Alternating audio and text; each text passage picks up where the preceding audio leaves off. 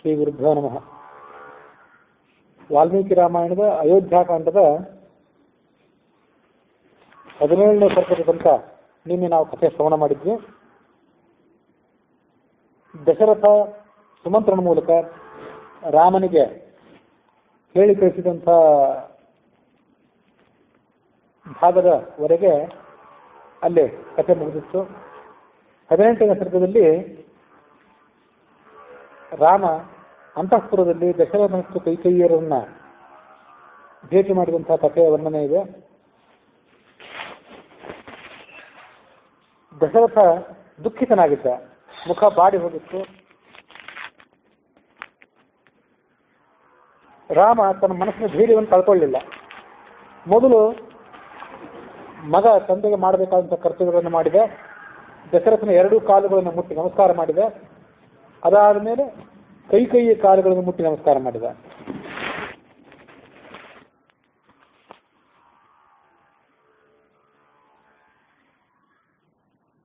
ರಾಮ ತನ್ನ ಕಾಲಿಗೆ ನಮಸ್ಕಾರ ಮಾಡಿದ ಕೂಡಲೇ ದಶರಥ ಒಮ್ಮೆ ದುಃಖದ ಉದ್ವೇಗದಿಂದ ರಾಮ ಅನ್ನುವಂಥ ಶಬ್ದವನ್ನು ಉಚ್ಚಾರ ಮಾಡಿದ.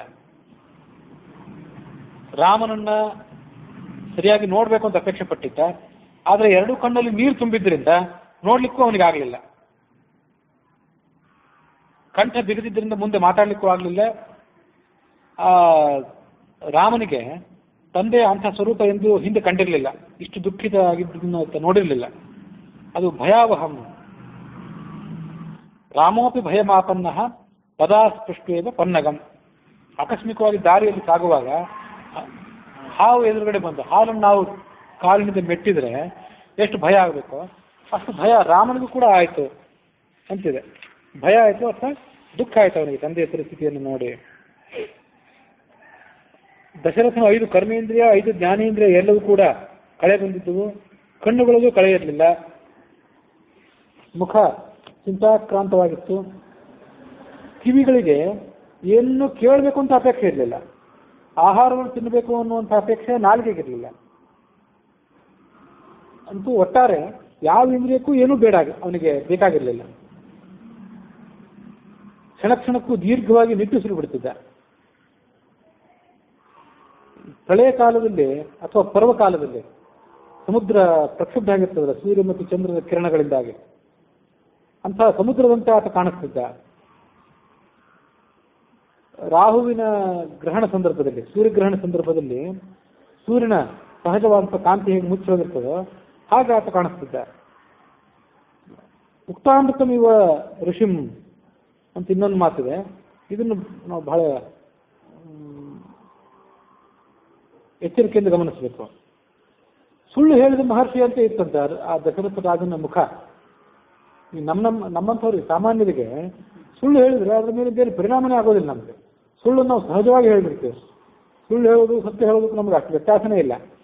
ಸುಳ್ಳು ಹೇಳಿದ್ರಿಂದ ನಮ್ಮ ಮನಸ್ಸಿನ ಮೇಲೆ, ಮುಖದ ಮೇಲೆ, ದೇಹದ ಮೇಲೆ ಏನು ಪರಿಣಾಮ ಆಗಬೇಕು ಅಂತ ಪರಿಣಾಮನೇ ನಮ್ಗೆ ಆಗೋದಿಲ್ಲ. ಸುಳ್ಳು ಹೇಳೋದನ್ನು ನಾವು ಅಭ್ಯಾಸ ಮಾಡ್ಕೊಂಡ್ಬಿಟ್ಟಿದ್ದೇವೆ. ಆದರೆ ಅಂಥ ಮಹಾತ್ಮರು ಆಕಸ್ಮಿಕವಾಗಿ ಸುಳ್ಳು ಹೇಳೋ ಪ್ರಸಂಗ ಬಂದರೆ ಅವ್ರ ಮನಸ್ಸಿಗೆ ಅಷ್ಟು ಖೇರ ಆಗಿರ್ತದೆ. ಮಹಾ ಋಷಿ ಆದವನಿಗೊಬ್ಬನಿಗೆ ಜೀವಮಾನದಲ್ಲಿ ಎಂದೂ ಸುಳ್ಳೇ ಆಡದೇ ಇದ್ದವನು. ಋಷಿ ಅಂದರೆ ವೇದಗಳನ್ನು ಕಂಡು ಹಿಡ್ಕೊಂಡಂಥವನು. ಅಂಥ ಋಷಿಗೆ ಆಕಸ್ಮಿಕವಾಗಿ ಸುಳ್ಳು ಹೇಳುವಂಥ ಪ್ರಸಂಗ ಬಂದರೆ, ತಾನು ಮತ್ತೊಬ್ಬರು ಯಾರೋ ಒಬ್ಬರಿಗೆ ಸುಳ್ಳು ಹೇಳಿದರೆ ಅದು ಆತನ ಮನಸ್ಸಿನ ಮೇಲೆ ಎಷ್ಟು ಪರಿಣಾಮ ಬೀರ್ತದಲ್ಲ. ಎಂದೂ ಸುಳ್ಳು ಆಡುವಂಥ ನಾನು ಇವತ್ತು ಸುಳ್ಳು ಆಡಬೇಕಾಯ್ತಲ್ಲ ಅಂತ ಅನ್ಸಿರ್ತದಲ್ಲ, ಅಂಥ ಮಹರ್ಷಿಯ ಪರಿಸ್ಥಿತಿಯಂತೆ ದಶರಥನ ಪರಿಸ್ಥಿತಿ ಇತ್ತು. ರಾಮನು ಕೂಡ ಪ್ರಕ್ಷುಬ್ಧನಾದ. ರಾಮನ ಮನಸ್ಸು ಆ ದಶರಥನ ದುಃಖಕ್ಕೆ ಏನು ಕಾರಣ ಅಂತ ಆಲೋಚನೆ ಮಾಡಲಿಕ್ಕೆ ಪ್ರಾರಂಭ ಮಾಡಿತು. ಯಾವತ್ತೂ ಕೂಡ ನಾನು ಈ ದಶರಥನಿಗೆ ಕಾಲು ಮುಟ್ಟಿ ನಮಸ್ಕಾರ ಮಾಡಿದ ಕೂಡಲೇ ನನ್ನನ್ನು ಹಿಡಿದು ಆತ ಮೇಲೆ ಬಸ್ತಿದ್ದ, ಆಲಿಂಗನ ಮಾಡ್ಕೊಳ್ತಿದ್ದ. ನನ್ನ ತಲೆಯ ಮೇಲೆ ಆ ದಶರಥನ ಸಂತೋಷದ ಕಣ್ಣೀರುಗಳು ಸುರಿತಾ ಇತ್ತು. ಅಂಥ ನಮ್ಮ ಅಪ್ಪ ಇವತ್ತೇನೂ ಮಾತೇ ಆಡ್ತಿಲ್ವಲ್ಲ, ಇದಕ್ಕೇನು ಕಾರಣ? ಬೇರೆ ಯಾವುದೇ ಸಂದರ್ಭದಲ್ಲಿ ಆ ರಾಜಕಾರ್ಯದ ಒತ್ತಡದ ನಡುವೆ ಎಂಥ ಸಂಕಷ್ಟ ಬಂದಿದ್ರು ನಾನು ಎದುರಿಗೆ ಬಂದ ಕೂಡಲೇ ಆ ಒತ್ತಡವನ್ನೆಲ್ಲ ಅವನು ಮರೀತಿದ್ದ. ಸಂಸಾರಸ್ಥರ ಲಕ್ಷಣ ಅಂತ.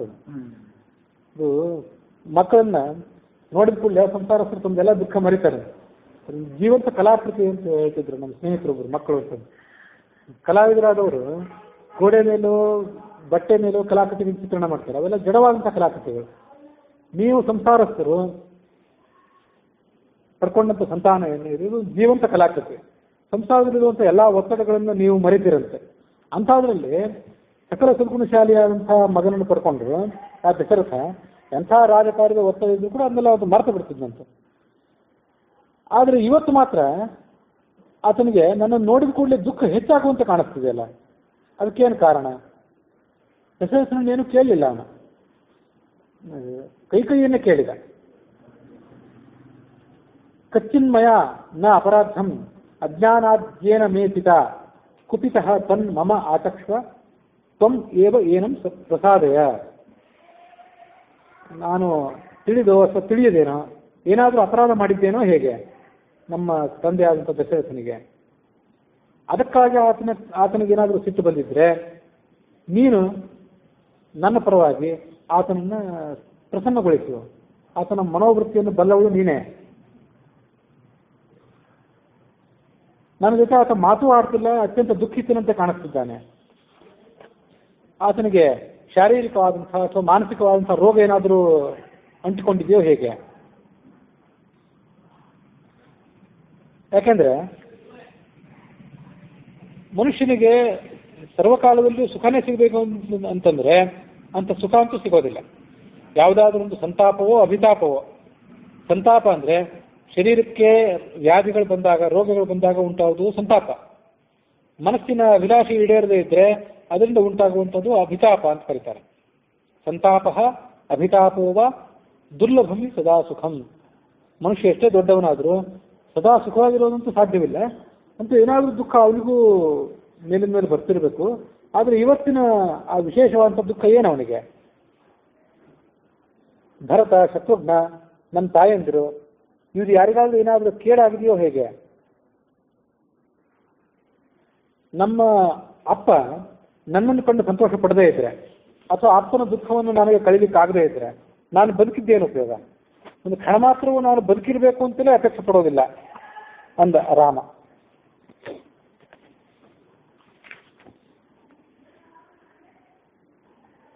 ಅತೋಷಯನ್ ಮಹಾರಾಜಂ ಅಕುರುವನ್ವಾ ಪಿತೃವಚಃ. ಅದನ್ನು ಸಾಂಕೇತಿಕವಾಗಿ ಮೊದಲೇ ಹೇಳಿಬಿಟ್ಟ. ತಂದೆ ಸಂತೋಷ ಆಗಬೇಕು, ಆ ತಂದೆಯ ಮಾತನ್ನು ಈಡೇರಿಸಬೇಕು. ಅಷ್ಟು ಮಾಡದೇ ಇದ್ರೆ ಮುಹೂರ್ತಮಪಿ ನ ಇಚ್ಛೆಯ, ಒಂದು ಕ್ಷಣವೂ ನಾನು ಬದುಕಲಿಕ್ಕೆ ಅಪೇಕ್ಷೆ ಪಡೋದಿಲ್ಲ. ಇದು ನನ್ನ ಧರ್ಮ ಆಗಿದೆ, ನಾನು ತಿಳ್ಕೊಂಡಂಥ ಧರ್ಮ ಆಗಿದೆ ಇದು. ನಮ್ಮ ಹುಟ್ಟಿಗೆ, ನಾವು ಈ ಜಗತ್ತಿನಲ್ಲಿ ಬಂದು ಹುಟ್ಟಿ ಮುನ್ನಡೀಲಿಕ್ಕೆ ಕಾರಣರಾದಂಥವರು ತಂದೆ ತಾಯಿಗಳು. ಆದರೂ ಅವರಲ್ಲಿ ಹಿರಿಯನಾದವನು ತಂದೆ. ಆ ತಂದೆಯ ವಿಷಯದಲ್ಲಿ ನಾವು ಯಾವತ್ತೂ ವಿಧೇಯರಾಗಿ ನಡ್ಕೊಳ್ಬೇಕು. ಅಂಥವ್ರು ಅವನು ದುಃಖ ಪಡ್ತಾನೆ ಅಂದರೆ ಅದು ನನಗೆ ಕ್ಷೇಮ ಅಲ್ಲ. ಅಥವಾ ನೀನೇನಾದರೂ ಅವನಿಗೆ ಕೆಟ್ಟ ಮಾತನ್ನು ಆಡಿದೆಯಾ? ಕಚ್ಚಿತ್ತೆ ಪರುಷಂ ಕಿಂಚಿತ್ ಅಭಿಮಾನ ಪಿತಾಮಮ. ಯಾಕಂದ್ರೆ ಅಭಿಮಾನದಿಂದ ಆಡಿದೇನು ಅಂತ ಕೇಳಿದ ರಾಮ. ಕೇಳೇ ಬಿಟ್ಟ. ಗಂಡ ನನ್ನ ವಶವರ್ತಿಯಾಗಿದ್ದಾನೆ, ನಾನು ಹೇಳಿದಂತೆ ಕೇಳ್ತಾನೆ ಅಥವಾ ನಾನು ಹೇಳಿದಂತೆ ಕುಣಿತಾನೆ ಅನ್ನೋ ಕಾರಣಕ್ಕಾಗಿ ಕಟುವಾದ ಮಾತನ್ನು ಏನಾದರೂ ನೀನು ಅವನಿಗೆ ಆಡಿಬಿಟ್ಟಿಯೋ ಹೇಗೆ? ಅವ್ರ ಸ್ವಭಾವ ಗೊತ್ತಿರ್ಬೇಕು ರಾಮನಿಗೂ. ಹಾಗಾಗಿ ನಾನು ಕೇಳೇ ಬಿಟ್ಟ. ಉಕ್ತಃ ಭವತ್ಯ ರೋಷೇಣ, ಸಿಟ್ಟಿನಿಂದ ಏನಾದರೂ ಮಾತಾಡಿದೆಯೋ, ಹಾಗಾಗಿ ಆತನ ಮನಸ್ಸಿಗೆ ಏನಾದರೂ ದುಃಖ ಆಗಿದೆಯೋ ಹೇಗೆ? ಹೀಗೆ ರಾಮ ಪರಿಪರಿಯಾಗಿ ಕೇಳಿದ ಮೇಲೆ ಅವಳಿಗೆ ಸ್ವಲ್ಪನೂ ನಾಚಿಕೆ ಆಗಲಿಲ್ಲ ಕೈಕೈ. ಅವಳು ಈ ಮುಂದಿನಂತೆ ಮಾತು ಹೇಳಿದ್ಳು. ಉವಾಸ ಇದಂ ಸುನಿರ್ಲಜ್ಜ. ನಿರ್ಲಜ್ಜಳಾಗಿತ್ತು, ಸುನಿರ್ಲಜ್ಜ, ಸ್ವಲ್ಪನೂ ನಾಚಿಕೆ ಇರಲಿಲ್ಲ.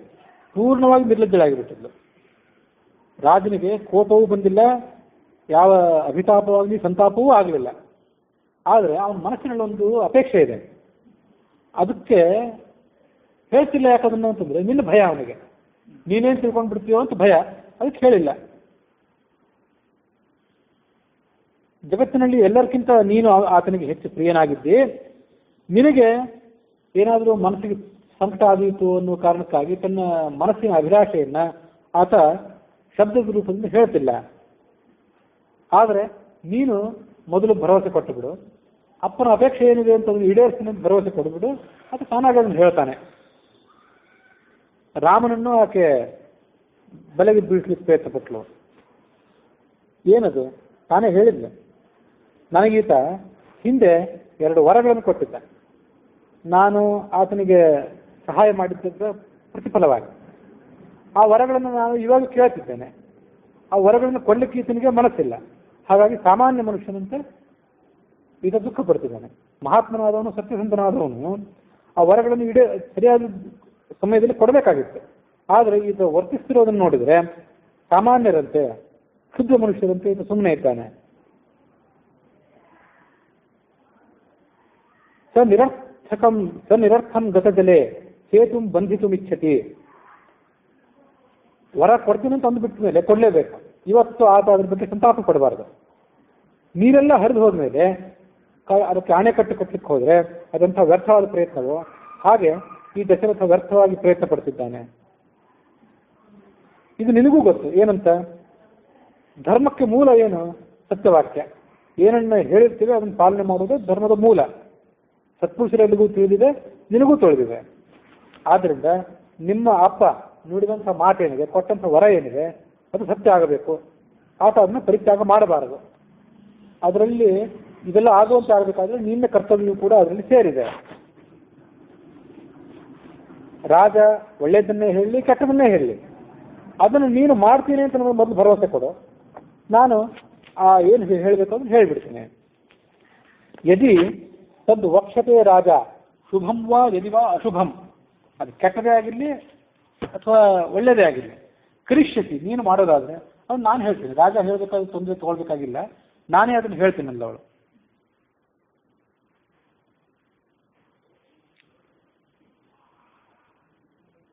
ಕರಿಷ್ಯಸಿ ತಮಸ್ಸರ್ವಂ ಆಖ್ಯಾಸ್ಯಾಮಿ ಪುನಸ್ತ್ವಹಂ ಯದಿ ತು ಅಭಿಹಿತಂ ರಾಜ್ಞಾ ತ್ವಯಿ ತತ್ ನ ವಿಪತ್ಸ್ಯತೆ.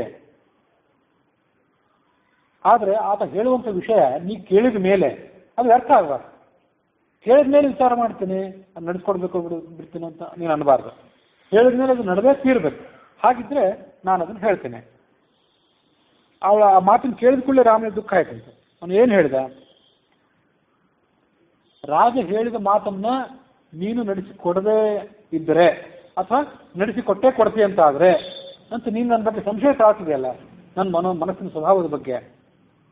ಈ ಸಂಶಯ ತಾಳಿದ್ದೇ ಏನಿದೆ ಇದು ನನಗೆ ಧಿಕ್ಕಾರಕ್ಕೆ ಕಾರಣ ಇದೆ. ನನಗೆ ಧಿಕ್ಕಾರ ಇಲ್ಲಿ. ಇಂಥ ಸಂಶಯ ನೀನು ನನ್ನ ಬಗ್ಗೆ ನಿನಗೆ ಬರಬಾರ್ದು. ಅಹೋ ಚಿನ್ನ ಅರ್ಹತೆ ದೇವಿ ವಕ್ತು ಮಾಂ ಈದೃಶಂ ವಚಃ. ಅದು ವ್ಯಕ್ತಿತ್ವನೇ ಅಂಥದ್ದು. ನಮ್ಮ ಬಗ್ಗೆ ಜನ ಅಷ್ಟು ಭರವಸೆ ಇಟ್ಟಿರಬೇಕು ಅಂತ ಜನ ಅವ್ರು ನಿರೀಕ್ಷೆ ಮಾಡ್ತಿದ್ರು. ನಮ್ಮನ್ನು ಯಾರೂ ಕೂಡ ಅನುಮಾನಿಸಬಾರ್ದು. ನಮ್ಮ ಮನೋಭಾವ ಏನಿದೆ, ನಮ್ಮ ಶಾರೀರಿಕವಾದ ಪ್ರವೃತ್ತಿಗಳೇನಿದೆ, ಇದರ ಬಗ್ಗೆ ಯಾರಿಗೂ ಕೂಡ ಅನುಮಾನ ಬರಬಾರದು. ನಮ್ಮನ್ನು ಜನ ಅಷ್ಟು ಭರವಸೆಯಿಂದ ನಂಬಬೇಕು ಅಂತ ಆ ಥರ ಅವರು ಅಂತ ದೃಢವಾದಂಥ ನಿರ್ಧಾರ ಉಳ್ಳದ್ರಾಗಿತ್ತು ಆಗಿನ ಕಾಲದ ಜನ. ಏನು ಮಾಡ್ತೀನಿ ಅಂತ ಮೊದಲೇ ಹೇಳಿಬಿಟ್ಟ. ಅಹಂ ಹಿ ವಚನಾದ್ ರಾಜ್ಞ. ನಮ್ಮ ಅಪ್ಪ ಹೇಳ್ತಾನೆ ಅಂತಾದರೆ, ರಾಜನಾದಂಥ ನಮ್ಮ ಅಪ್ಪ ಹೇಳ್ತಾನೆ ಅಂತಾದರೆ ಬೆಂಕಿಗೆ ಹೋಗಿ ಬೀಳ್ತೇನೆ, ವಿಷವನ್ನಾದರೂ ಕುಡಿತೇನೆ, ಸಮುದ್ರದಲ್ಲಾದರೂ ಹೋಗಿ ಮುಳುಗ್ತೇನೆ. ಆತ ನಮ್ಮ ಅಪ್ಪ ಏನಿದ್ದಾನೆ ಅವನು ನಮಗೆ ಬರೇ ಅಪ್ಪ ಅಲ್ಲ, ಅವನು ಗುರು. ಉಪನಯನ ಸಂದರ್ಭದಲ್ಲಿ ನಮ್ಮ ಕಿವಿಯಲ್ಲಿ ಗಾಯತ್ರಿ ಮಂತ್ರವನ್ನು ಉಪದೇಶ ಮಾಡಿದಂಥವನು. ನಾನಾ ರೀತಿಯಾಗಿ ಜೀವನದಲ್ಲಿ ನಮಗೆ ಹಿತನುಡಿಗಳನ್ನು ಕೊಟ್ಟು ಜೀವನ ನಡೆಸಲಿಕ್ಕೆ ದಾರಿ ಮಾಡಿಕೊಟ್ಟವನು. ಮೇಲಾಗಿ ತಂದೆ ಆದವನು. ಇದೆಲ್ಲಕ್ಕಿಂತ ಹೆಚ್ಚಾಗಿ ಒಂದು ತೂಕ ಆತ ರಾಜ, ಹಿತೈಷಿಯಾದವನು. ಹಾಗಾಗಿ ಆತನ ಮನಸ್ಸಿನಲ್ಲಿ ಏನು ಅಭಿಲಾಷೆ ಇದೆ ಅದನ್ನು ಹೇಳು. ರಾಮೋ ದುರ್ನಾಭಿಭಾಷತೆ. ಎರಡು ಮಾತು ಅನ್ನೋದೇ ಇಲ್ಲ ರಾಮನದು. ಆತ ಸೊಟ್ಟ ಬಾಣ ಆಡಿದ ಮಾತು ಅದು ಒಂದೇ. ಈ ಮಾತನ್ನು ನಾವು ಯಾವತ್ತೂ ನೆನಪಿಟ್ಕೋಬೇಕು. ರಾಮ ದುರ್ನ ಅಭಿಭಾಷತೆ. 2 ಮಾತನ್ನು ಆತ ಆಡೋದೇ ಇಲ್ಲ. 2 ಅರ್ಥ ಇರುವಂಥ ಮಾತನ್ನು ಆಡೋದಿಲ್ಲ. ನಾವು ಆಡ್ತೀವಿ, ಕೆಲವೊಂದು ಒಂದೇ ಮಾತಾಡ್ತೀವಿ. ಆ ಒಂದೇ ಮಾತಿಗೆ 2 ಈಗ ನನ್ನ ಮಾತಿನ ಅಭಿಪ್ರಾಯ ಹೀಗಿರಲಿಲ್ಲ, ಹೀಗಿತ್ತು ಅಂತ ನಾವು ನುಣಿಸ್ಕೊಂಡು ಬಿಡ್ತೇವೆ. ಅದು ನಮ್ಮಲ್ಲಿ ಆಡಳಿತಗಾರರಿಗೆ, ಅಧಿಕಾರಸ್ಥರಾದವರಿಗೆ ಆ ಸ್ವಭಾವ ಹೆಚ್ಚು. ಇಲ್ಲ, ಈ ಮಾತು ಹೇಳಿದ್ದವರು, ಆದರೆ ಆ ಮಾತನ್ನ ಸರಿಯಾಗಿ ಪತ್ರಕರ್ತರು ಅರ್ಥ ಮಾಡ್ಕೊಂಡಿಲ್ಲ ಅಂತ ನುಣಿಸ್ಕೊಂಡು ಬಿಡ್ತಾರೆ. 2 ಅರ್ಥ ಇರುವಂತ ಮಾತಾಡೋದಿಲ್ಲ, ಒಂದೇ ಅರ್ಥವನ್ನು ಮಾತಾಡ್ತಾರೆ. ಆ ಶಬ್ದ ಪ್ರಯೋಗ ಮಾಡುವಾಗಲೂ ಕೂಡ ಎಚ್ಚರಿಕೆಯಿಂದ ಮಾತಾಡ್ತಾರೆ. ಏನು ನಾವು ಹೇಳಬೇಕಾಗಿದೆ ಅದು ಜನರಿಗೆ ಸರಿಯಾಗಿ ಮುಟ್ಟಬೇಕು, ಹಾಗೆ ನಾವು ನಡ್ಕೋಬೇಕು ಅನ್ನೋದು ಅವ್ರ ಮಾತು. ಹೀಗೆ ಆಶ್ವಾಸನೆ ಕೊಟ್ಟ ಮೇಲೆ ಆ ಕೈಗೆ ಧೈರ್ಯ ಬಂತು. ಅವಳೇನಂತಳು, ಅನಾರ್ಯಳಾಗಿದ್ದಳು, ದುಷ್ಟಳಾಗಿದ್ದು, ಸತ್ಯಸಂಧನವಾದಂಥ ಸರಳ ಹೃದಯನಾದಂಥ ನನ್ನ ತಾಯಿ ನನಗೆ ಈ ಥರ ಒಂದು ಮನಸ್ಸಿನಲ್ಲಿ ಕೇಡು ಬಗೆತಾಳೆ ಅಂತ ಆತನಿಗೆ ಅಪೇಕ್ಷೆನೇ ಇರಲಿಕ್ಕಿಲ್ಲ, ನಿರೀಕ್ಷೆನೇ ಇರಲಿಲ್ಲ ಅವನಿಗೆ. ಆ ರಾಮನಿಗೆ ಈ ಕೆಟ್ಟದ ಮಾತನ್ನು ಹೇಳಿಬಿಟ್ಟು ಅವಳು, ರಾಮನೇ, ಹಿಂದೊಮ್ಮೆ ದೇವತೆಗಳಿಗೂ ರಾಕ್ಷಸರಿಗೂ ಯುದ್ಧ ಆಗಿತ್ತು. ನಾನು ನಿಮ್ಮ ತಂದೆಯ ಜೊತೆಗೆ ಹೋಗಿದ್ದೆ ಆತನಿಗೆ ಸಹಾಯ ಮಾಡಲಿಕ್ಕೆ. ಶಂಬರಾಸುರನ ಜೊತೆಗೆ ಯುದ್ಧ ಮಾಡುವಾಗ ನಿಮ್ಮ ಅಪ್ಪನ ಶರೀರಾದ್ಯಂತವಾಗಿ ಬಾಣಗಳು ನೆಟ್ಟು ಆತ ಎಚ್ಚರ ಕಳೆದುಕೊಂಡಿದ್ದ. ನಾನು ಯುದ್ಧ ಭೂಮಿಯಿಂದ ಇದನ್ನು ಬೇರೆ ಕಡೆ ಕರ್ಕೊಂಡು ಹೋದೆ, ಅಪಾಯರಹಿತವಾದಂಥ ಜಾಗಕ್ಕೆ ಕರ್ಕೊಂಡು ಹೋಗಿ ಅವನಿಗೆ ಉಪಚಾರ ಮಾಡಿ ರಕ್ಷಣೆ ಮಾಡಿದೆ. ನನಗೆ 2 ವರಗಳನ್ನು ಆತ ಕೊಟ್ಟ. ಆ ವರಗಳನ್ನು ನಾನೀಗ ಪಡ್ಕೊಳ್ಳಿಕ್ಕೆ ಅಪೇಕ್ಷೆ ಪಟ್ಟಿದ್ದೇನೆ. ಒಂದು ವರ ಭರತನಿಗೆ ಪಟ್ಟಾಭಿಷೇಕ ಆಗಬೇಕು ಅಂತ ಹೇಳಿ, 2ನೇ ವರದಿಂದ ನೀನು ಈಗಲೇ, ನಾಳೆ ನಾಡ್ದಂತಲ್ಲ, ಈಗಲೇ ದಂಡಕಾರಣ್ಯಕ್ಕೆ ಹೋಗಬೇಕು. ಇವೆರಡು ನನ್ನ ಅಪೇಕ್ಷೆಗಳಾಗಿವೆ.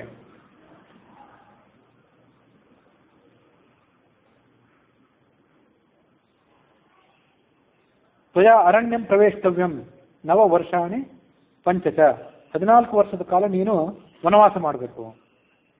ಗಮನಂ ದಂಡಕಾರಣ್ಯೇ ತವ ಚ ಅದ್ಯೈವ, ಇವತ್ತೇ ನೀನು ದಂಡಕಾರಣ್ಯಕ್ಕೆ ಹೋಗಬೇಕು. ಹೀಗೆ ಇಷ್ಟು 2 ವರಗಳನ್ನು ನಾನು ಆ ದಶರಥನ ಮುಂದೆ ಕೇಳ್ಕೊಂಡಿದ್ದೇನೆ. ನಿಮ್ಮ ಅಪ್ಪ ಮಾಡಿದಂಥ ಪ್ರತಿಜ್ಞೆ ಸತ್ಯ ಆಗಬೇಕು ಅಂತ ಅಪ್ಪನ ಮಗ ನೀನು ಅಂತ ಅನಿಸ್ಕೊಳ್ಬೇಕು ಅಂತ ಅಪೇಕ್ಷೆ ಇದ್ರೆ, ಮತ್ತು ನಿಮ್ಮ ಅಪ್ಪ ಮಾತ್ರ ಸತ್ಯ ಪ್ರತಿಜ್ಞೆ ಆಗೋದಂತಲ್ಲ, ನಿನ್ನ ಪ್ರತಿಜ್ಞೆಯೂ ಕೂಡ ಸತ್ಯ ಆಗಬೇಕು. ರಾಮ 2 ಮಾತಾಡೋದಿಲ್ಲ ಅಂತ ಹೇಳಿದಲ್ಲ, ಹಾಗೇನಾದರೂ ಇದ್ದರೆ ನೀನು ಈ ಪ್ರತಿಜ್ಞೆಯ ಮಾತನ್ನು ಕೇಳು. ನಿಮ್ಮ ಅಪ್ಪ ಮಾಡಿದಂಥ ಪ್ರತಿಜ್ಞೆ ಸತ್ಯ ಆಗಲಿಕ್ಕೆ ನೀನು ಸಾಧನ ಆಗಬೇಕು. ನಿನಗಾಗಿ, ನಿನ್ನ ಪಟ್ಟಾಭಿಷೇಕಕ್ಕಾಗಿ ಇವತ್ತೇನು ಅಭಿಷೇಕ ಸಾಮಗ್ರಿಗಳು ಸಿದ್ಧವಾಗಿವೆ, ಆ ಅಭಿಷೇಕ ಸಾಮಗ್ರಿಗಳಿಂದ ರಾಮನಿಗೆ, ನಿನಗೆ ಪಟ್ಟಾಭಿಷೇಕ ಆಗೋದು ಬಿಟ್ಟು ಭರತನಿಗೆ ಪಟ್ಟಾಭಿಷೇಕ ಆಗಬೇಕು. ನಾರುಮಣಿಗಳನ್ನು ಉಟ್ಕೊಂಡು ನೀನು 14 ವರ್ಷಗಳ ಕಾಲ ದಂಡಕಾರಣ್ಯದಲ್ಲಿ ವಾಸ ಮಾಡಿಕೊಂಡಿರು.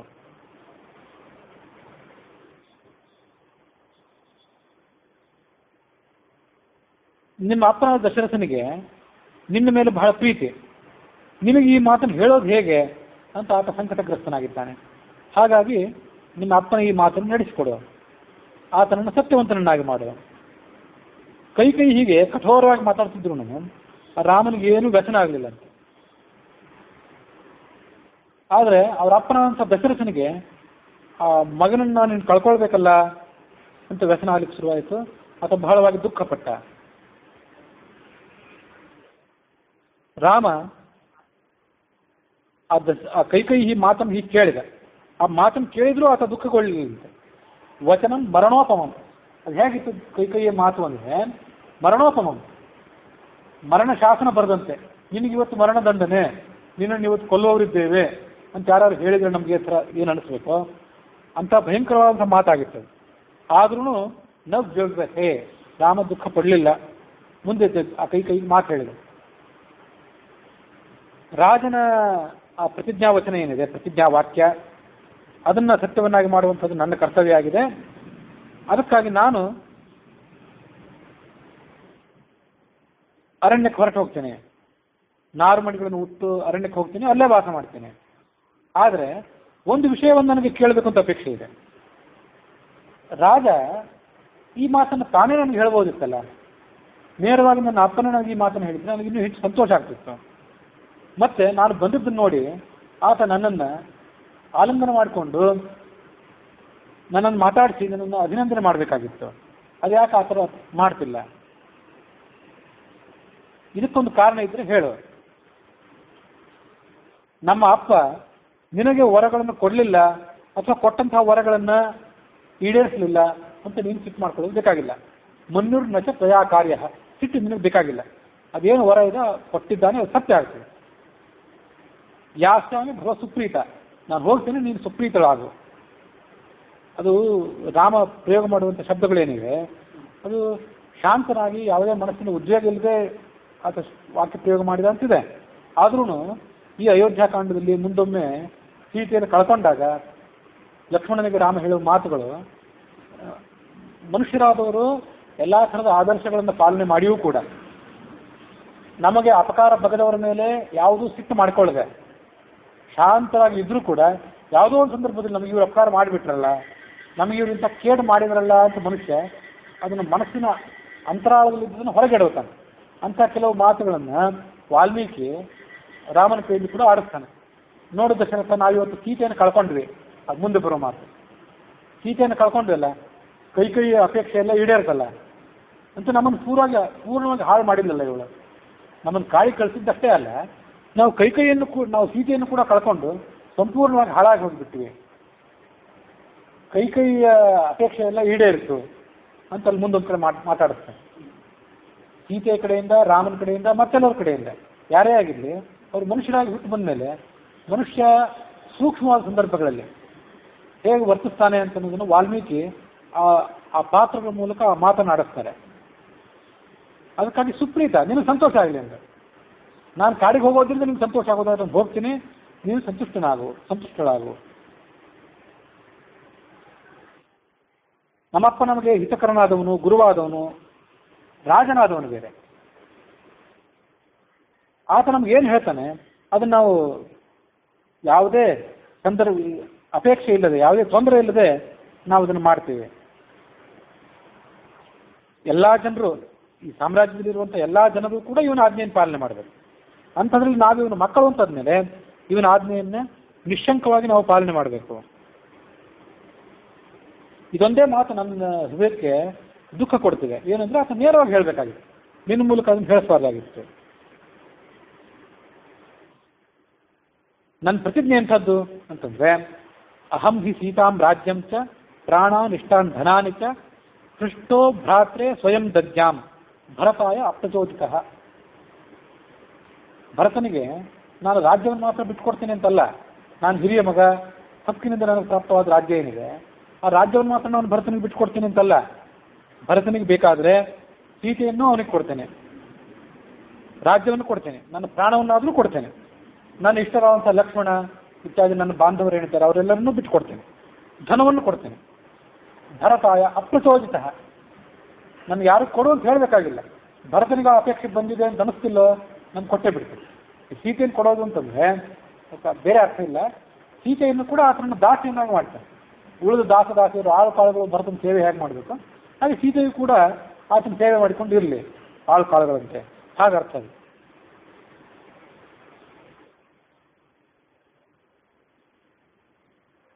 ಸ್ನೇಹಂ ದಯಾಂಶ ಸೌಖ್ಯಂಚ ಯದಿವಾ ಜಾನಕೀಮಪಿ ಆರಾಧನಾಯ ಲೋಕಸ್ಯ ಮುಂಚತೋ ನಾಸ್ತಿಮೇ ವ್ಯಥಾ ಅಂತ ರಾಮಂತೆ ಮತ್ತೊಂದು ಶ್ಲೋಕ. ಅದು ಬಂದದ್ದು ಭೌಭೂತಿಯ ಉತ್ತರ ಅಂತರಿಸದಲ್ಲಿ. ಇದು ವಾಲ್ಮೀಕಿ ರಾಮಾಯಣ ನಾವು ನೋಡ್ತೇವೆ. ಈ ವಾಲ್ಮೀಕಿ ರಾಮಾಯಣದ ಉಪಕೃತರಾಗಿಯೇ ಕಾಳಿದಾಸ, ಭೌಭೂತಿ ಮೊದಲಾದವರು ನಾನಾ ರೀತಿಯ ಕಾವ್ಯಗಳನ್ನು ರಚನೆ ಮಾಡಿದ್ದಾರೆ. ಅದರಲ್ಲಿ ಭೌಭೂತಿ ಅಂತ ಒಬ್ಬ, ಅದು ರಾಮನ ಪಟ್ಟಾಭಿಷೇಕ ಆದ್ಮೇಲಿನ ಕಥೆಯನ್ನು ನಿರೂಪಣೆ ಮಾಡುವಂಥದ್ದು ಆ ಕಾವ್ಯ.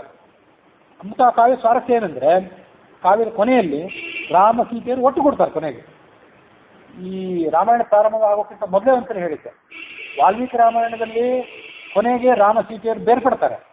ರಾಮ ಒಬ್ಬಂಟಿಯಾಗಿಯೇ ವೈಕುಂಠಕ್ಕೆ ತೆರಳ್ತಾರೆ ಪರಂಧಾಮಕ್ಕೆ.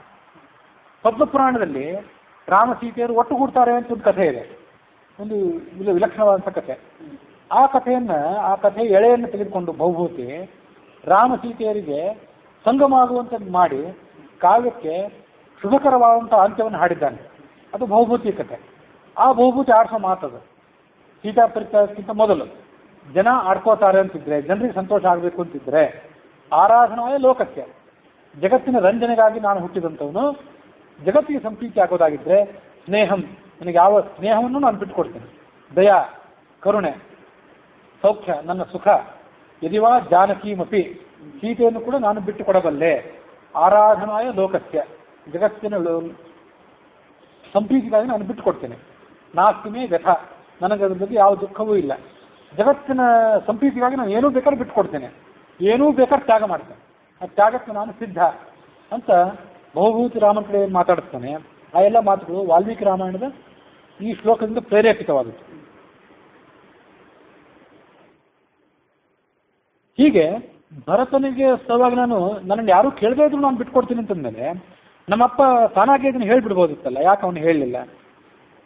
ನಾನು ಬಂದದ್ದನ್ನು ನೋಡಿಯೂ ಕೂಡ ಆತ ಕೆಳಮುಖನಾಗಿ ಭೂಮಿಯನ್ನು ದಿಟ್ಟಿಸಿ ನೋಡ್ತಾ ಕೂತಿದ್ದಾನಲ್ಲ, ರಾಜ ನನಗೆ ಯಾಕೆ ಹೇಳ್ತಿಲ್ಲ? ಆ ರಾಜನ ದುಃಖ ಇವನಿಗೆ ಅರ್ಥ ಆಗಿರಬೇಕು, ಅರ್ಥ ಆಗಿಲ್ಲದೆ ಇದ್ದೇನಲ್ಲ. ಹಿರಿಯ ಮಗನಾದವನು ಹಕ್ಕಿನಿಂದ ರಾಜ್ಯಕ್ಕೆ ಈತ ಭಾಗಿದಾರ ಅಂಥವನು ನಾನು ಪಟ್ಟಾಭಿಷೇಕ ಮಾಡಬೇಕಾಗಿತ್ತು, ಅದು ನನ್ನ ಕೈಯಿಂದ ಆಗ್ತಿಲ್ಲಲ್ಲ ಅಂತ ಒಂದು ದುಃಖ. ರಾಮ ಸರ್ವೇಶ್ವರನಾದವನು ವಿಷ್ಣುವಿನ ಅವತಾರಭೂತ ಅಂತ ಬೇರೆ ಆತನಿಗೆ ಗೊತ್ತಿತ್ತು. ಆನಂದ ರಾಮಾಯಣದಲ್ಲಿ ಅದನ್ನೆಲ್ಲ ನಾವು ನೋಡಿದ್ವಿ. ಜಗದೀಶ್ವರನಾದವನಿಗೆ ಅವನ ರಾಜ್ಯ ಅವನಿಗೆ ನಾನು ಕೊಟ್ಟ ಕೃತಾರ್ಥನಾಗಬೇಕಾಗಿತ್ತು, ಕೆರೆ ನೀರಿನ ಕೆರೆಗೆ ಚೆಲ್ಲಿ ಅಂತ. ಆ ಯಾವ ಕೆಲಸವೂ ನಮ್ಮ ಕಡೆಯಿಂದ ಆಗ್ತಿಲ್ಲಲ್ಲ. ಜಗದೀಶ್ವರನೇ ಮಗನಾಗಿ ಬಂದಿದ್ದಾನೆ, ಆ ಜಗದೀಶ್ವರನಾದವನಿಗೆ ನಾನು ಆತನ ದಾಸನಾಗಿ ಮಾಡುವ ಕರ್ತವ್ಯ, ಅಪ್ಪನಾಗಿ ಮಗನಿಗೆ ನಾನು ಮಾಡುವ ಕರ್ತವ್ಯ ಎರಡೂ ಈಡೇರಲಿಲ್ಲ ಅಂತ ಆತನ ದುಃಖ. ಆದ್ದರಿಂದ ಆತ ರಾಮನನ್ನು ನೋಡಲಿಕ್ಕೆ ಅಸಮರ್ಥನಾಗಿ ಬಿಟ್ಟಿದ್ದ. ಅದಕ್ಕಾಗಿ ಭೂಮಿಯನ್ನು ನೋಡ್ತಿದ್ದ. ಭೂಮಿಯನ್ನೇ ತಿಟ್ಟಿತ್ತು, ಈ ಭೂಮಿಯನ್ನು ನನಗೆ ಕೊಡ್ಲಿಕ್ಕೆ ಆಗ್ಲಿಲ್ಲಲ್ಲ ಅಂತ ಆತನ ನೋಡ್ತಿದ್ದ. ಆತನ ದುಃಖದ ಕಾರಣವನ್ನು ನೀನು ತಿಳಿದುಕೊಂಡು ಅವನಿಗೆ ಸಮಾಧಾನ ಮಾಡು. ರಾಜನ ಆಜ್ಞಾನುಸಾರವಾಗಿ ರಾಜಭಟರು ಕೂಡಲೇ ಭರತನ ಕಡೆಗೆ ಹೋಗಲಿ, ಸೋದರ ಮಾವನ ಮನೆಯಿಂದ ಆತನ್ನು ಕರ್ಕೊಂಡು ಬರಲಿ.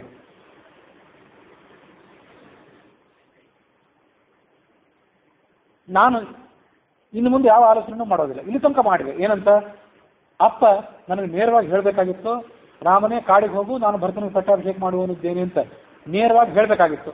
ಇಲ್ಲಿ ತನಕ ಅದರ ಬಗ್ಗೆ ನಾನು ಆಲೋಚನೆ ಮಾಡಿದೆ, ಆದರೆ ಇನ್ನು ಮುಂದೆ ಅದರ ಬಗ್ಗೆ ನಾನು ಆಲೋಚನೆ ಮಾಡೋದಿಲ್ಲ. ಭರತ ಬರಲಿ, ರಾಜ್ಯವನ್ನು ಸ್ವೀಕಾರ ಮಾಡಲಿ, ನಾನು ಯಾವ ಆಲೋಚನೆಯನ್ನು ಮಾಡದೆ ಕಾಡಿಗೆ ಹೊರಟು ಹೋಗಿಬಿಡ್ತೇನೆ. ಈಗ ಆ ಕೈಗೆ ಮಾತ್ರ ಸಂತೋಷ ಆಯಿತು. ಇನ್ನು ರಾಮ ಯಾವುದೇ ಶಂಕೆ ಇಲ್ಲದೆ ಕಾಡಿಗೆ ಹೋಗ್ತಾನೆ.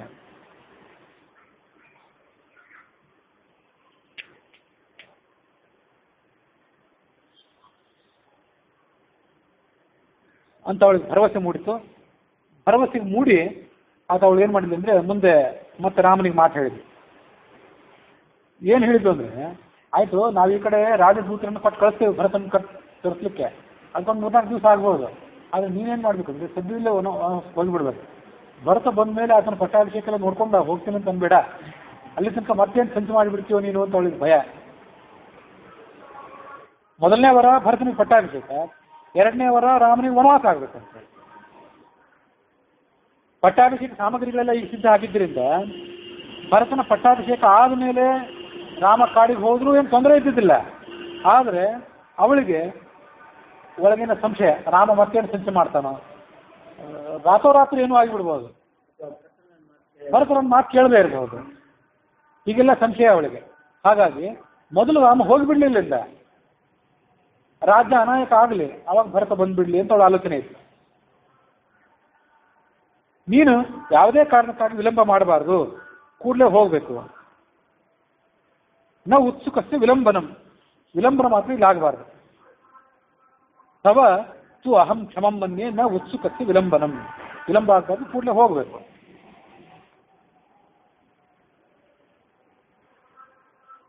ರಾಜನಿಗೇನು ಸಂಕೋಚ, ಆತ ಯಾಕೆ ನಿನ್ನ ಜೊತೆ ಮಾತಾಡ್ತಿಲ್ಲ? ಕ್ರೀಡಾನ್ವಿತ ಸ್ವಯಂ ವ್ಯಕ್ತ ನಪಸ್ವಾಂ ನಾಭಿಭಾಷಿಕೆ, ರಾಜನಿಗೆ ನಾಚಿಕೆ. ನಿನಗೆ ಪಟ್ಟಾಭಿಷೇಕ ಮಾಡ್ತೀನಿ ಅಂತ ಹೇಳಿದ್ದ, ಮಾಡ್ಲಿಕ್ಕಾಗಲಿಲ್ಲ ಅಂತ ಆತನಿಗೆ ನಾಚಿಕೆ ಆಗಿಬಿಟ್ಟಿದೆ. ನಾಚಿಕೆ ಆಗಿರೋದ್ರಿಂದ ಆತ ಏನೂ ಹೇಳ್ತಿಲ್ಲ ಅಷ್ಟೇ, ಬೇರೆ ಏನು ಕಾರಣ ಇಲ್ಲ.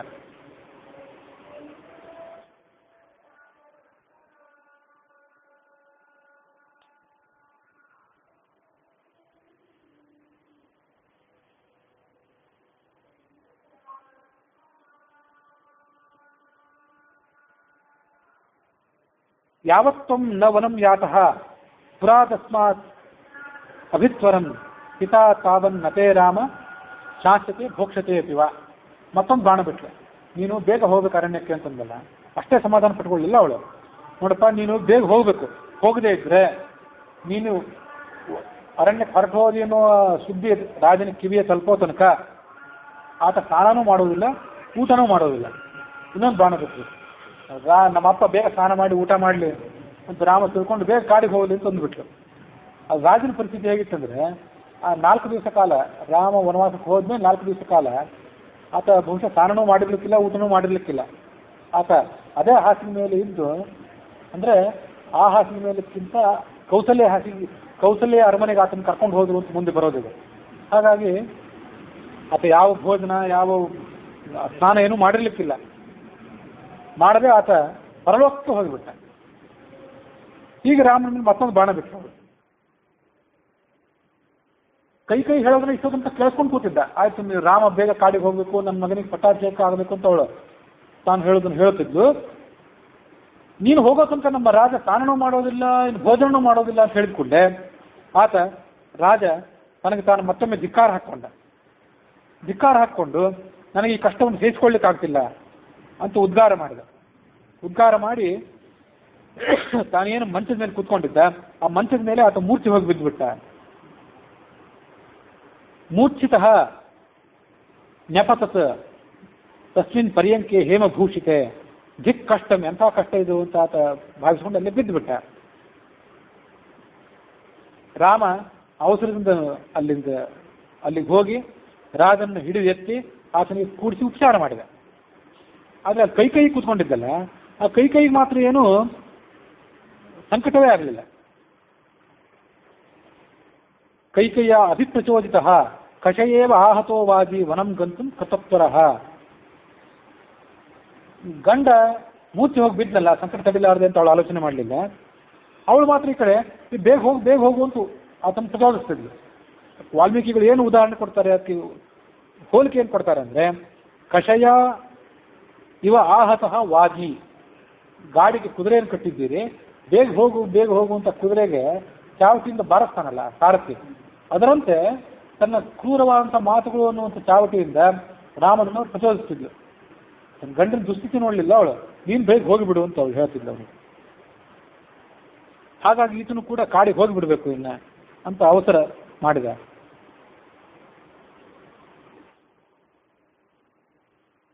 ಅವನಿಗೂ ಕೂಡ ರಾಮನಿಗೂ ಮನಸ್ಸಿಗೆ ಸಂಕಟ ಆಯಿತು ತಮ್ಮ ಅಪ್ಪನ ಪರಿಸ್ಥಿತಿ ನೋಡಿ. ನಾಹಂ ಅರ್ಥಪರೋ ದೇವಿ ಲೋಕಂ ಆವಸ್ತು ಮುತ್ಸಹೆ ವಿದ್ಧಿ ಮಾಂ ಋಷಿಭಿಸ್ತುಲ್ಯಂ ಕೇವಲಂ ಧರ್ಮ ಮಾಸ್ತಿತಂ. ನೆನ್ಪು ಮಾಡ್ಕೊಳ್ಬೇಕು, ದೇವಿ ತಾಯಿ ಅಂತ ಹೇಳಲಿಲ್ಲ, ದೇವಿ ಅಂದರೆ ದೇವ ಅಂತ ಅಧಿಕಾರಸ್ಥರನ್ನು ಸಂಬೋಧನೆ ಮಾಡೋದು, ದೇವಿ ಅಂತ ಅವರ ರಾಣಿಯರನ್ನು ಸಂಬೋಧನೆ ಮಾಡೋದು. ಕೇವಲ ದುಡ್ಡಿಗಾಗಿ, ಸ್ಥಾನಕ್ಕಾಗಿ, ಅಧಿಕಾರಕ್ಕಾಗಿ ಈ ಜಗತ್ತಿನಲ್ಲಿ ಬದುಕಿದ್ದೇನೆ ಅಂತ ತಿಳ್ಕೊಬೇಡ. ಅದು ಮೋಹವನ್ನೆಲ್ಲ ನಾನು ಮೀರಿ ನಿಂತವನು. ಅರ್ಥಪರಹ, ಅರ್ಥ ಅಂದರೆ ಬರೀ ಕರೆನ್ಸಿ ಅಲ್ಲ, ಸ್ಥಾನ, ಮೋಹ, ಕುರ್ಚಿ ಏನಿದೆ ಅದಕ್ಕೆಲ್ಲದಕ್ಕೂ ಅರ್ಥ ಅನ್ನೋ ಶಬ್ದ. ಅಂಥ ಶಬ್ದ, ಅರ್ಥ ಅನ್ನೋ ಶಬ್ದ ಏನಿದೆ ಅದು ಏನೇನು ಅರ್ಥಗಳನ್ನು ಹೊರಹೊಮ್ಮುತ್ತದೆ ಅಂಥ ಶಬ್ದ ಬೇರೆ ಭಾಷೆಯಲ್ಲಿ ಇಲ್ಲ. ಅಧಿಕಾರಕ್ಕೆ, ಸ್ಥಾನಕ್ಕೆ, ದುಡ್ಡಿಗೆ ನೀವು ಪ್ರತ್ಯೇಕವಾಗಿ ಬೇರೆ ಶಬ್ದ ಪ್ರಯೋಗ ಮಾಡಬೇಕಾಗ್ತದೆ. ಇಂಗ್ಲೀಷ್ನಲ್ಲಿ, ಕನ್ನಡದಲ್ಲೆಲ್ಲ ಅರ್ಥ ಅನ್ನೋ ಸಂಸ್ಕೃತ ಶಬ್ದ ಏನಿದೆ ಅದು ಹೀಗೆ ನಾನಾ ಮುಖವಾದಂಥ ಭಾವನೆಗಳನ್ನು ಕೊಡ್ತದೆ. ಈ ಜಗತ್ತಿನಲ್ಲಿ ಬದುಕಿರಬೇಕು ಅಂತ ಅಪೇಕ್ಷೆ ಇಲ್ಲ ನನಗೆ, ದುಡ್ಡಿಗಾಗಿ, ಸ್ಥಾನಕ್ಕಾಗಿ. ನನ್ನನ್ನು ಋಷಿ ಅಂತ ತಿಳ್ಕೊ, ಋಷಿಗಳಂತೆ ಜಟಾಮಂಡಲ ನಾನು ಧರಿಸಿಲ್ಲದೆ ಇರಬಹುದು, ನಾನು ಋಷಿಗಳಿಗೆ ಸಮಾನನಾದವನು ಹೇಳಿದೆ. ಅದಕ್ಕೆಲ್ಲ ಅರ್ಥ, ಕಪಿಲ ಋಷಿಯಾಗಿ, ವೇದವ್ಯಾಸ ಋಷಿಯಾಗಿ ನಾನು ಅನೇಕ ಬಾರಿ ತಾಪಸ ವೇಷದಿಂದ ಅವತಾರ ಮಾಡಿದ್ದೇನೆ, ನನಗೆ ಅಧಿಕಾರ ತ್ಯಾಗ ಮಾಡೋದೇನು ಹೊಸದಲ್ಲ ಅಂದವನು. ಕೇವಲ ಧರ್ಮ ಮಾಸ್ತಿತಂ, ಧರ್ಮನೇ ನನಗೆ ಮುಖ್ಯ. ಧರ್ಮ ಅನ್ನೋ ಹೆಸರಿಂದೂ ಭಗವಂತನೊಂದು ರೂಪ ಇದೆ, ಅಂತ ಒಂದು ಅವತಾರನೂ ಇಲ್ಲಿದೆ. ದಶಾವತಾರದಲ್ಲಿ ಒಂದಲ್ಲ, ಅದು ಬೇರೆ ಒಂದು ರೂಪ. ಆ ಒಂದು ರೂಪನೂ ಕೂಡ ಭಗವಂತನದಿದೆ. ಅದನ್ನೆಲ್ಲ ತಿಳ್ಕೊಳ್ಬೇಕು ಈ ಹಿನ್ನೆಲೆಯಲ್ಲಿ ನಾವು. ನಮ್ಮ ಅಪ್ಪನಿಗೆ ಏನಾದರೂ ಸ್ವಲ್ಪ ಒಳ್ಳೇದಾಗುವಂಗಿದ್ರೆ ನಾನು ಏನು ಕೂಡ ಬೇಕಾದರೂ ತ್ಯಾಗ ಮಾಡಬಲ್ಲೆ. ಪ್ರಾಣಾನಪಿ ಪರಿತ್ಯಜ್ಯ ಸರ್ವಥಾ ಕೃತಮೇವ ತತ್. ಪ್ರಾಣವನ್ನಾದರೂ ಕೊಟ್ಟು ನಮ್ಮ ಅಪ್ಪನಿಗೆ ನಾನು ಒಳ್ಳೇದು ಮಾಡ್ಲಿಕ್ಕೆ ಅಪೇಕ್ಷೆ ಪಡ್ತೇನೆ. ನಹಿ ಅತಃ ಧರ್ಮಚರಣಂ ಕಿಂಚಿದಸ್ತಿ ಮಹತ್ತರಂ ಯಥಾ ಪಿತರಿ ಶುಶ್ರೂಷಾ ತಸ್ಯವಾ ವಚನಕ್ರಿಯಾ. ನಮ್ಮ ಅಪ್ಪ ಏನಿದ್ದಾನೆ ಅವನಿಗೆ ಸೇವೆ ಮಾಡಬೇಕು, ಅವನ ಮಾತಿನಂತೆ ನಡ್ಕೊಳ್ಬೇಕು. ಇವೆರಡೇ ನಮಗೆ ಬಹಳ ಮುಖ್ಯವಾದಂಥ ಧರ್ಮಗಳು. ನನಗೆ ಅವನು ನೇರವಾಗಿ ಹೇಳಿದ್ದೇ ಇರಬಹುದು, ನೀನು ಮೂಲಕವಾಗಿ ಹೇಳಿಸಿದ್ದಾನಲ್ಲ ಸಾಕು, ಆ ಕಾರ್ಯಗಳನ್ನು ನಾನು ನಡೆಸಿಕೊಡ್ತೇನೆ.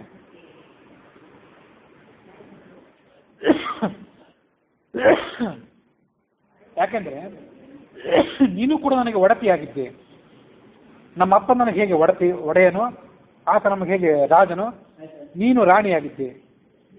ಹಾಗಾಗಿ ನೇರವಾಗಿ ನೀನು ನನಗೆ ಅಪ್ಪಣೆ ಮಾಡುವಂಥ ಅಧಿಕಾರವನ್ನು ಪಡೆದುಕೊಂಡಿದ್ದೆ.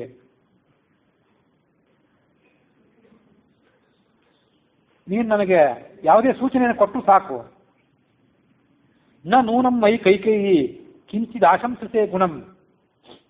ಇನ್ನೊಂದು ಮಾತು ಹೇಳಿದೆ, ಇಷ್ಟೊಂದು ವರ್ಷದಿಂದ ನೀನು ನನ್ನನ್ನು ನೋಡ್ತಿದ್ದೀಯಲ್ಲ,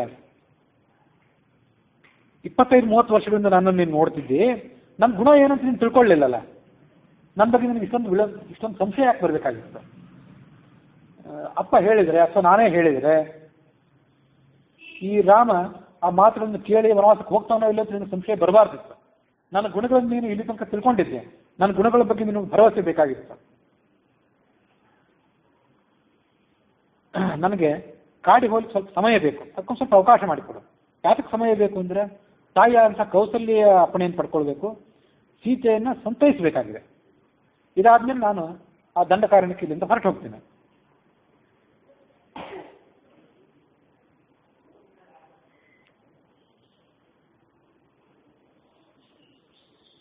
ಭರತನ ಕರ್ತವ್ಯ ಏನು? ಆತ ಇಲ್ಲಿ ಪಟ್ಟಾಭಿಷೇಕ ಮಾಡಿಸ್ಕೊಳ್ಬೇಕು. ಪಟ್ಟಾಭಿಷೇಕ ಮಾಡಿಸ್ಕೊಂಡು ರಾಜ್ಯವನ್ನು ಆಳ್ಬೇಕು ಅನ್ನೋದು ಭರತನ ಕರ್ತವ್ಯ.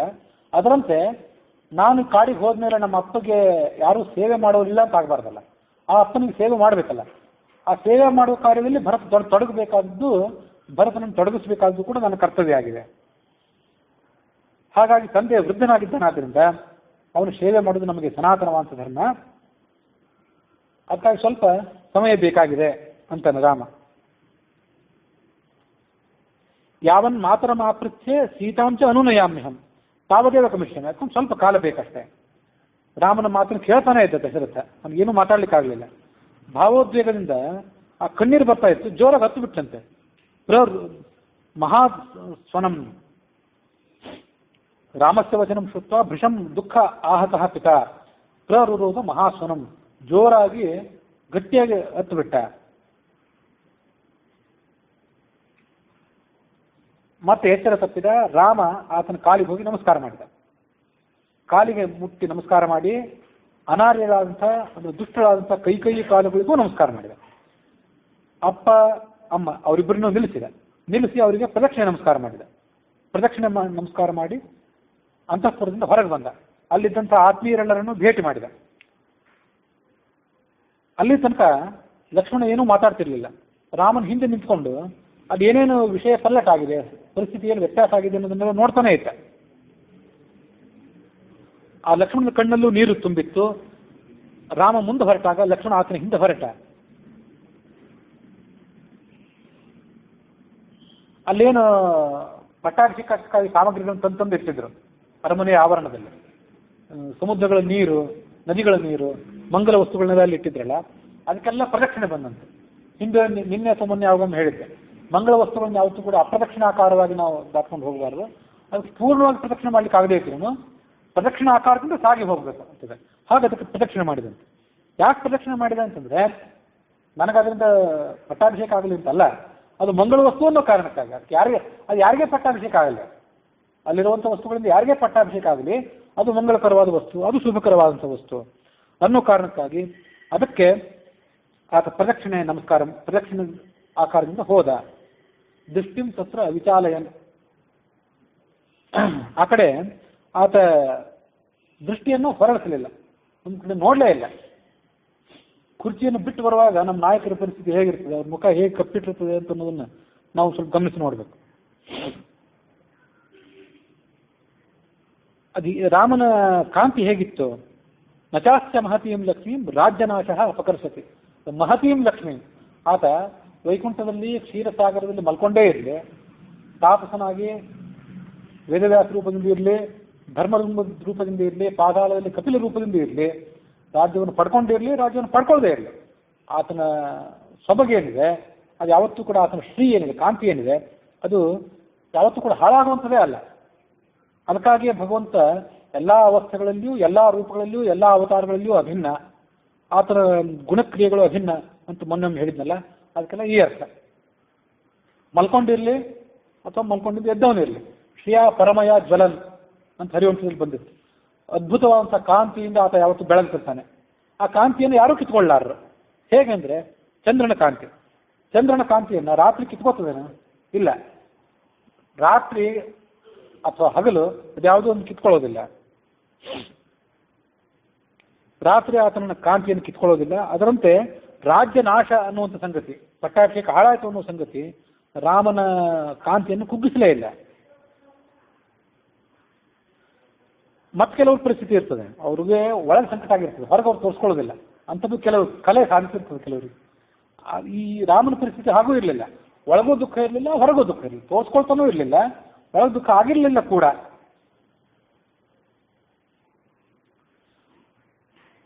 ಸರ್ವಲೋಕ ಅತಿಗಸ್ಯವ ಲಕ್ಷ್ಯತೆಯ ಚಿತ್ತ ವಿಕ್ರಿಯ. ಜಗತ್ತಿನ ಎಲ್ಲ ವ್ಯಾಪಾರಗಳನ್ನು ಮೀರಿದಂತಹ ಪರಮಾತ್ಮ ಯಾವ ರೀತಿಯಾಗಿ ನಿರ್ವಿಕಾರನಾಗಿರ್ತಾನೋ ಹಾಗೆ ರಾಮನು ಕೂಡ ನಿರ್ವಿಕಾರನಾಗಿದ್ದ. ಪರಮಾತ್ಮ ಹೇಗೆ ಅಂತ ಏನುವುದಾದ್ರೆ ಆ ಹೋಲಿಕೆ ಬಿಟ್ಟರೆ ಬೇರೆ ಹೋಲಿಕೆಯನ್ನು ಕೊಡ್ಲಿಕ್ಕೆ ಸಾಧ್ಯವೇ ಇಲ್ಲ. ಎಲ್ಲರಿಗೂ ಕೂಡ ಒಂದಲ್ಲ ಒಂದು ಚಿಂತೆ ಇರ್ತದಂತ. ಚಿಂತಾರಹಿತನಾದವನು ಈ ಸಂದರ್ಭದಿಂದ ಅವನೊಬ್ಬನೇ.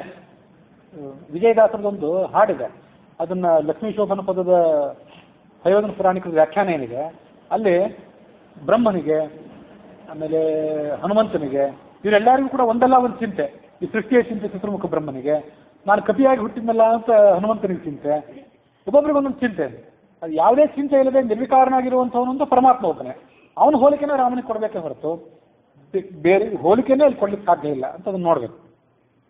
ಆ ಹಾಡುಗಳೇನಿದೆ, ದಾಸರ ಪದಗಳೇನಿದೆ ಅದೆಲ್ಲ ಸುಮ್ಮನೆ ಅಲಂಕಾರಿಕವಾದ್ದು ತೋರಿಕೆಯ ಹಾಡುಗಳನ್ನು ಕೆಲವು ಸಲ ಇರಿಸ್ತದೆ. ಆದರೆ ಹಯೋಧನ ಪುರಾಣಿಕರು ಅದಕ್ಕೆ ಸರ್ವಥಾ ಚಿಂತಾ ದೂರನಾದವನು ಅಂದ್ರೆ ಅವನೊಬ್ಬನೇ. ಇವರೆಲ್ಲರಿಗೂ ಕೂಡ ಒಂದಲ್ಲ ಒಂದು ಚಿಂತೆ ಇದ್ದದ್ದೇ. ಇದನ್ನು ಗಮನಿಸ್ಬೇಕು ನಾವು. ಪರಶುಕ್ಲತ್ರಯರಾದವರವರು ಪರಮಾತ್ಮ ಲಕ್ಷ್ಮಿ ಆದ್ಮೇಲೆ ಚತುರ್ಮುಖ ಬ್ರಹ್ಮ, ಸರಸ್ವತಿ, ವಾಯು, ಭಾರತಿ ಇವರೆಲ್ಲ ಸರಸ್ವತಿ ಅಂತ ತರಿಸ್ಕೊಂಡವನು. ಪರಶುಕ್ಲತ್ರಯರು ಅಂತ ತರಿಸ್ಕೊಂಡಂಥವ್ರು ಇವರು. ಅಂಥವ್ರಿಗೂ ಕೂಡ ಚಿಂತೆ ಇದ್ದದ್ದು, ಒಂದಲ್ಲ ಒಂದು ಆತಂಕ ಇದ್ದದ್ದು.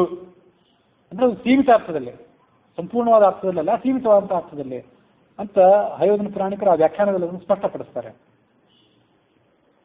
ಹಾಗಾಗಿ ಏನಾದ್ರು ಹೋಲಿಕೆ ಕೊಡೋದಿದ್ರೆ ಪರಮಾತ್ಮನ ಹೋಲಿಕೆ ಅಷ್ಟೇ ಕೊಡಬೇಕು. ಸ್ವಲ್ಪವೂ ವ್ಯತ್ಯಾಸವೇ ಅವನಲ್ಲಿ ಕಂಡು ಬರಲಿಲ್ಲ. ತನ್ನ ಹಿಂದೆ ಬರ್ತದೆ. ಇವತ್ತು ತಲೆ ಮೇಲೆ ಶ್ವೇತ ಛತ್ರ ಇತ್ತು, ಆ ರಾಮನ ತಲೆ ಮೇಲೆ ಶ್ವೇತ ಛತ್ರ, ಚಾಮರಗಳಿತ್ತು. ಅವರಿಗೆಲ್ಲ ಏನು ಹೇಳಿದಂದ್ರೆ ಹಿಂದೆ ಹೋಗಿ ಅಂತಂದ. ಸಾಯೋ ತನಕ ಅಧಿಕಾರದಲ್ಲೇ ಇದ್ದು ಸಾಯೋರು ಇರ್ತಾರೆ, ಮಂತ್ರಿಗಳಾಗಿ ಸತ್ತವರಿದ್ದಾರೆ. ಯಾಕೆಂತಂದ್ರೆ ಮಂತ್ರಿಗಳಾಗಿ ಹಾಗೆ ಮುಂದುವರೆದ್ರೆ ಸರ್ಕಾರಿ ಸೌಲಭ್ಯಗಳನ್ನ ಯಾವುದೇ ನಾಚಿಕೆಯಲ್ಲಿ ಅನುಭವಿಸಬಹುದು ಅಂತ ಸಾಯೋ ತನಕ ಮಂತ್ರಿಗಳಾಗೇ ಸತ್ತವರಿದ್ದಾರೆ. ಅಂಥವ್ರ ನಡುವೆ ಛತ್ರ ಸಾಮರ್ಗಳು ನನಗೆ ಬೇಡ ಅಂದ್ಬಿಟ್ಟ. ಈಗ ನಾನು ರಾಜ ಅಲ್ಲ, ದಶರಥನ ಕೈ ಅಂತಪ್ಪದ ಒಳಗೆ ಹೋಗೋ ತನಕ ಯುವರಾಜ, ಹೊರಗೆ ಬಂದ್ಮೇಲೆ ಯುವರಾಜ ಅಲ್ಲ, ಛತ್ರ ಚಾಮರಗಳು ನನಗೆ ಬೇಡ ಅಂದ್ಬಿಟ್ಟ. ರಥವನ್ನು ಅಲ್ಲೇ ಬಿಟ್ಟ, ಸಮೀಪದಲ್ಲೇ ಅರಮನೆ ಸಮೀಪದಲ್ಲೇ ಬಿಟ್ಟ. ಮನಸ್ಸಿಗೆ ಆಗಿದ್ದಂತಹ ಆತಂಕ ಏನಿದೆ ಅದನ್ನೆಲ್ಲ ತಡೆ ಹಿಡಿದುಕೊಂಡ. ಇಂದ್ರಿಯ ವಿಕಾರಕ್ಕೆ ಅವಕಾಶ ಕೊಡಲಿಲ್ಲ, ಜಿತೇಂದ್ರಿಯನಾಗಿದ್ದ. ಕೌಸಲ್ಯಾದೇವಿ ಅಂತಃಪುರಕ್ಕೆ ಬಂದ. ಆ ರಾಮನ ಮುಖ ಅವ್ರು ನೋಡ್ತಿದ್ರಲ್ಲ, ಸುತ್ತಮುತ್ತಿದ್ದವರು ಎಲ್ಲ ಜನರು, ಯಾರಿಗೂ ಕೂಡ ರಾಮನ ಮುಖದಲ್ಲಿ ಸ್ವಲ್ಪ ವಿಕಾರನೂ ಕಾಣಲೇ ಇಲ್ಲಂತೆ. ಉಚಿತಂ ಚ ಮಹಾಬಾಹುರ್ ನ ಜಹೌ ಹರ್ಷಮಾತ್ಮವಾನ್ ಶಾರದ ಸಮುದೀರ್ಣಾಂಶು ಚಂದ್ರ ತೇಜ ಇವಾತ್ಮಜಂ. ಶರತ್ಕಾಲದ ಚಂದ್ರ ಅಂದ್ರೆ ಯಾವುದೇ ಮೋಡ ಇರೋದಿಲ್ಲ ಶರತ್ಕಾಲದಲ್ಲಿ. ಆ ಶರತ್ಕಾಲದ ಚಂದ್ರ ತನ್ನ ಬೆಳದಿಂಗಳನ್ನು ಯಾವ ರೀತಿ ಕಳ್ಕೊಳ್ಳೋದಿಲ್ವೋ ಹಾಗೆ ಈ ಮಹಾಬಾಹುವಾದಂತಹ ರಾಮ ಅವತ್ತು ಆ ಮಹಾಬಾಹುನೇ. ಅವನ ಅರಣ್ಯದಲ್ಲಿರಲೇ ಮಹಾಬಾಹು, ಪಟ್ಟಾಭಿಷೇಕ ಮಾಡಿಸ್ಕೊಂಡು ಸಿಂಹಾಸನದಲ್ಲಿ ಕೂತು ಆತ ಮಹಾಬಾಹುನೇ. ಹರ್ಷವನ್ನೇ ಆತ ಕಳ್ಕೊಳ್ಳಿಲ್ಲ. ತನ್ನ ಸುತ್ತಮುತ್ತಲಿದ್ದಂತಹ ಜನರನ್ನ ಸವಿ ಮಾತುಗಳಿಂದ ಸಂತೈಸಿದಂತೆ. ಸಂತೈಸಿ ತಾಯಿಯ ಬಳಿಗೆ ಆತ ಹೋದ. ಲಕ್ಷ್ಮಣನು ಕೂಡ ಆ ದುಃಖವನ್ನು ಮನಸ್ಸಿನಿಂದ ಹಿಡಿದಿಟ್ಕೊಂಡು ರಾಮನನ್ನು ಅನುಸರಿಸಿಕೊಂಡು ಮುಂದೆ ಹೋದ. ಅಂತಃಪುರದಲ್ಲಿದ್ದವರಿಗೆ, ಕೌಸಲ್ಯ ಅಂತಃಪುರದಲ್ಲಿದ್ದವರಿಗೆ ಈ ಪರಿಸ್ಥಿತಿ ವ್ಯತ್ಯಾಸ ಆಗಿದ್ದು ಗೊತ್ತಿರಲಿಲ್ಲ. ಪಟ್ಟಾಭಿಷೇಕ ಆಗ್ತದೆ ರಾಮನಿಗೆ ಅಂತ ಅವರೆಲ್ಲ ಕುಣಿದಾಡ್ತಿದ್ರು. ನನಗೆ ಪಟ್ಟಾಭಿಷೇಕ ತಪ್ಪಿ ಬಿಟ್ರೆ, ನನಗೆ ದುಃಖ ಆಗಿಬಿಟ್ರೆ, ನನ್ನ ದುಃಖ ನೋಡಿ ಅವರು ದುಃಖಗೊಳ್ತಾರಲ್ಲ ಅಂತ ವಿಚಾರ ಮಾಡಿದ ರಾಮ. ಅವ್ರಿಗೆ ದುಃಖ ಆಗಬಾರದು ಅನ್ನೋ ಕಾರಣಕ್ಕಾಗಿ ತಾನು ಕೂಡ ಯಾವುದೇ ವಿಕಾರವನ್ನು ತೋರಿಸಲಿಲ್ಲ. ತೋರಿಸದೆ ಆ ಕೌಸಲ್ಯ ಅಂತಃಪುರಕ್ಕೆ ಬಂದ ಅನ್ನುವಲ್ಲಿಗೆ ವಾಲ್ಮೀಕಿ ರಾಮಾಯಣದ ಅಯೋಧ್ಯಾಕಾಂಡದ 19ನೇ ಸರ್ಕ ಸಮಾಪ್ತ ಆಗಿದೆ.